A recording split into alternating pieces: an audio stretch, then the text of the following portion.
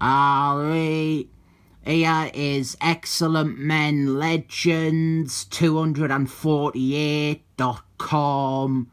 This is an Age of Egg Aftermath issue, and this is not in the Age of Egg trades, but I think it has some essential and important points that solidify Age of Egg as actually having lasting effect. Really amazing cover by Michael Super Saiyan. I think Michael Super Saiyan is a terrifically underrated artist. We have 5 of the book's 7 main characters on the cover here. Ed Gambit, Vixen, Mr. Magnet, who looks like he has tits, Dan Stevens, and then Rouge, and down here in a pool of blood. I don't know why it is a pool of blood. It could have just been a regular puddle. But we have their reflections, which are how they were in Age of Egg.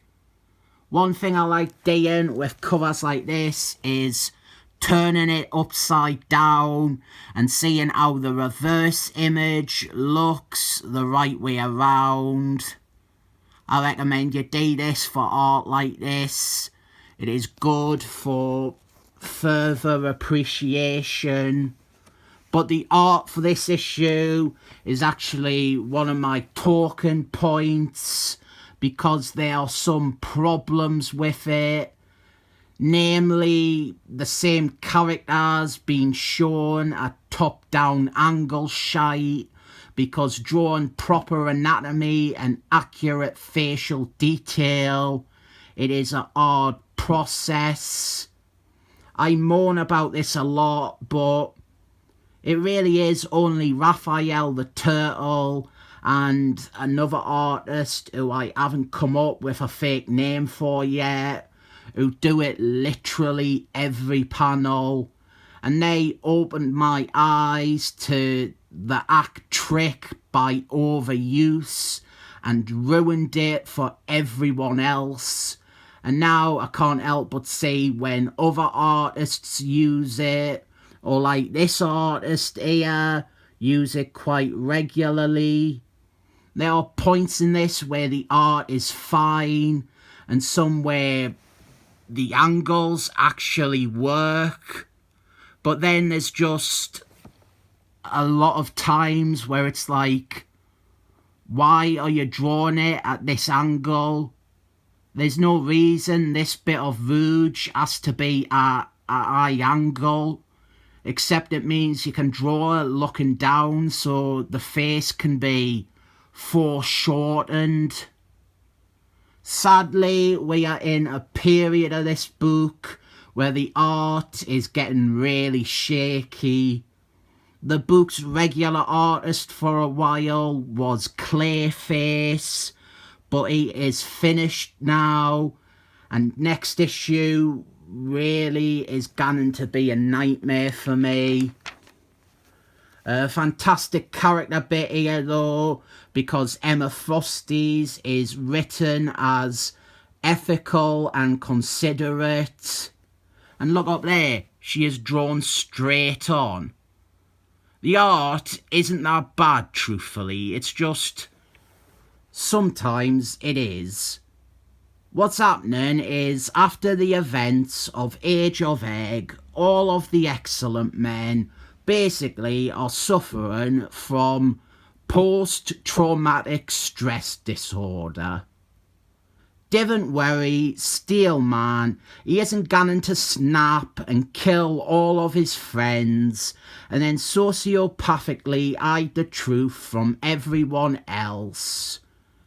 So now the main members and the big brains, they have to come up with a solution to treat most of the muties on the island. And what they're going to do is have Emma Frosty's and the Steppenwolf sisters. They are going to use their telepathic powers to offer memory suppression to those who didn't want to remember their time in Age of Egg. First, it is Cannonballs, who is staring at his feet for a whole scene.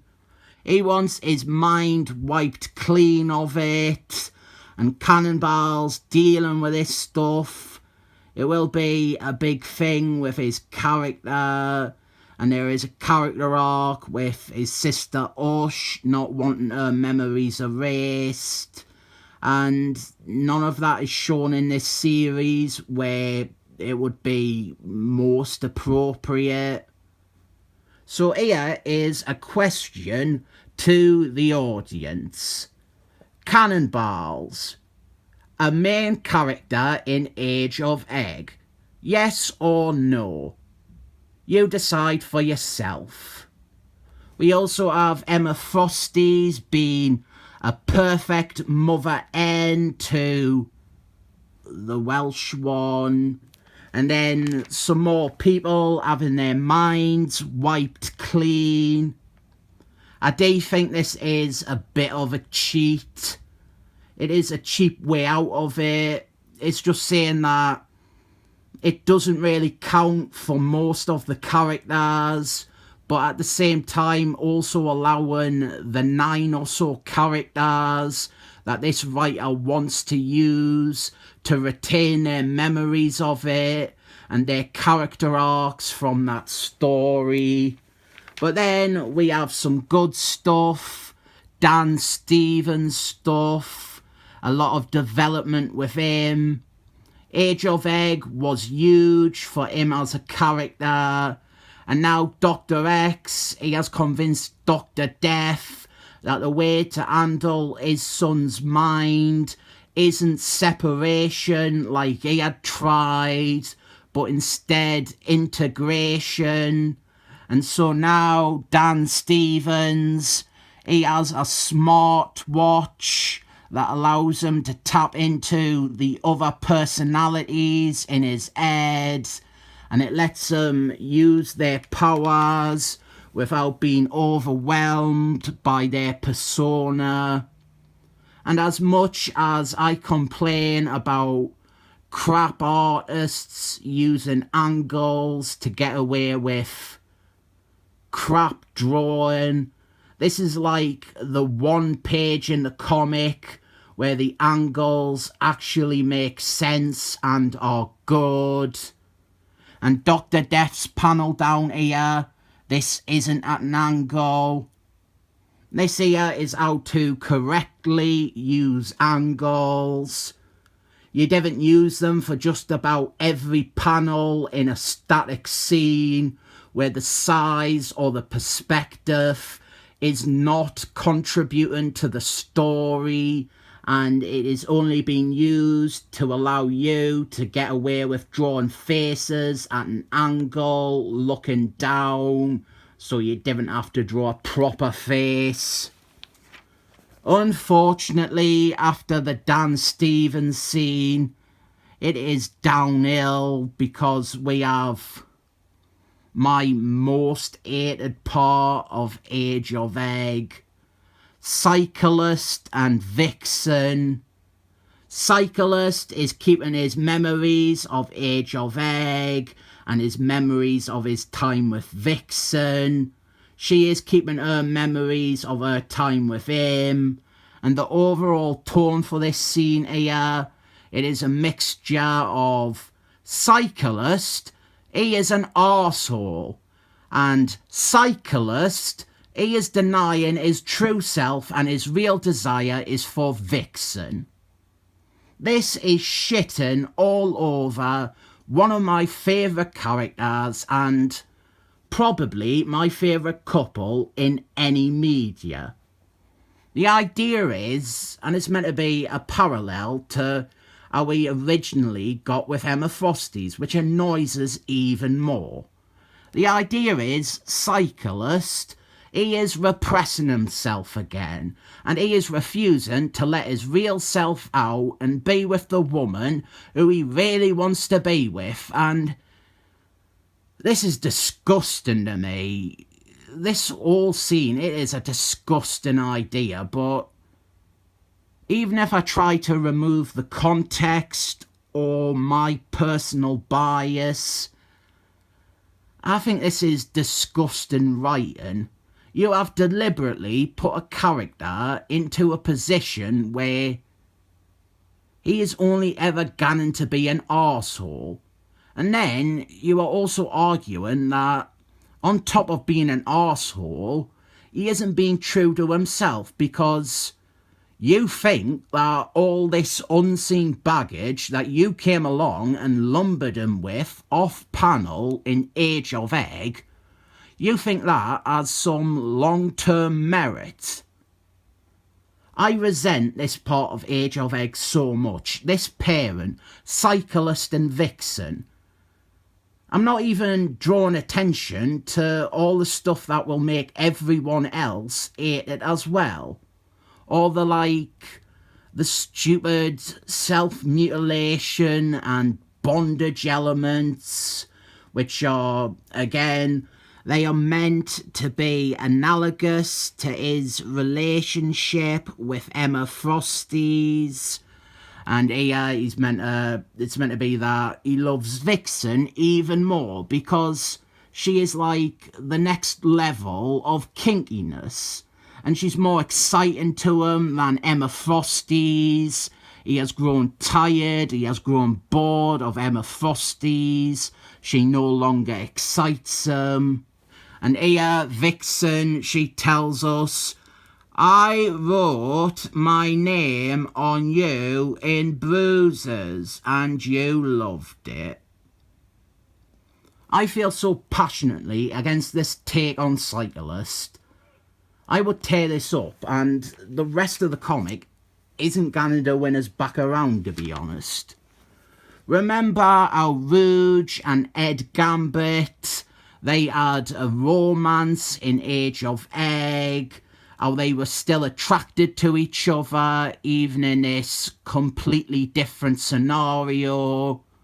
Well, now Michael Lucifer, for about the 4th time in his run on Excellent Men, he writes an over-the-top melodramatic excuse to write this popular coupling out of being in a relationship so he can continue to focus on and build up Rouge and Mr. Magnets as a couple.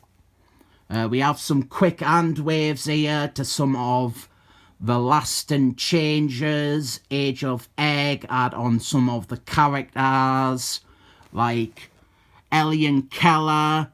He is more powerful than ever. Didn't expect to see any more of him. And we also have Decibel, who was forced to once again have his unlucky muty powers. This is a big event for Decibel. This should be a huge story for him, but he will never once be featured or shown reacting to this. He's not even shown here. We just see his X-ray. Squandered this potential character arc for him by just not bothering. Just like Elian Keller, who appears once more in this series, or Cannonballs, who is in one issue of New Muties, crying. And then we have Rachel Phoenix, and she has a complicated thing where she is stuck in this energy form and she is separated from her real body. And we do have some okay Cyclist writing with him promising that her situation is his first priority and he's not an arsehole dad to one of his children again. Except after this scene, he is. He does fuck all to help Rachel Phoenix because He is not a main character in this book. He's just brought out to shit on with an awful vixen romance, or to have him be an arsehole to Rouge or any other character. Then we end with Rouge and Mr. Magnets, and in a rarity for this relationship, it is only the second worst pairing in this comic. In my finishing remarks on Age of Egg, I noted that despite my memories of such, there wasn't really anything in that story about them being an item. It was maybe inferred, but there wasn't really any hint of it. Well, here we quickly established that, yep, they were very much in love in Age of Egg. He was king, she was queen, they were in love, and they fly off together to be in love some more. And what is the one thing you can bring to this relationship that'll make me hate it even more? Very desperate allusions to the Holocaust to vindicate Mr. Magnets as a good person and a good fit for Rouge. This next issue is all about this horrid pairing, and it has art by Raphael the Turtle. I think it is very, very, very possible I will tear it up. While my opinion is not going to be overly positive on this issue, this is more important to Age of Egg than that Alpha issue, in my opinion. It establishes the lasting impact of that crossover, and it even resolves some character beats that otherwise have no payoff, like cannonballs, or, as much as I fucking hate it, Cyclist and Vixen. The quality of the cover, and maybe the Dan Stevens bit, or Emma Frosty's in the first half, they are almost enough to convince you that this isn't bad. I recommend it if you're reading Age of Egg, or you like what they did with Dan Stevens in that. I'm not crazy about giving it this issue, but I will give it 7 thumbs up.